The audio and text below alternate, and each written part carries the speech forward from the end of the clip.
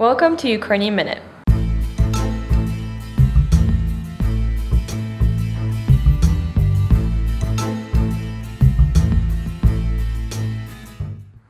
While the war rages on, it seems that the biggest news lately is that Putin has reappeared after a 10-day absence. He was finally spotted on Monday. There were some very interesting rumors as to where he was and what he's been doing during his absence. My favorite is that he went to Switzerland to have a secret baby with his mistress. Another is that he was potentially being ousted by the Kremlin itself, or some were very worried that he was very ill, potentially with even cancer, and that he took that time to take some much-needed rest and take care of his health. Even though we haven't spoken about Boris Nemtsov yet on the Minute, you might have heard of him as a Russian opposition leader that was murdered on February 27th with 4 gunshot wounds to the back.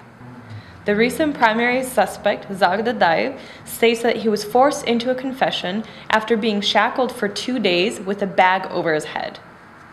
Now, if we revisit this subject, it is not the first time that a political opposition leader was murdered in Russia, and that a suspect was surfaced right when it was needed and was found to be guilty.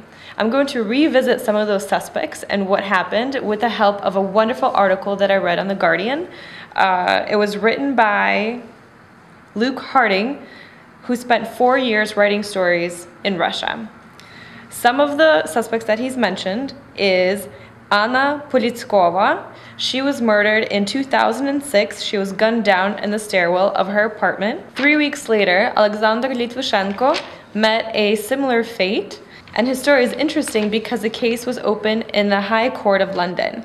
And while the findings haven't been released, it has been leaked that links have been found to indicate that it was a Russian state killing. Next, Natalia Astamirova worked for a human rights organization called the Memorial and was abducted from her home, taken to the woods, and shot 5 times in the back. And lastly, for a minute, but not last of all of the poor victims, Serhiy Magnitsky, a Russian lawyer who uncovered $280 million worth of fraud by the Interior Minister officials and the Moscow tax office.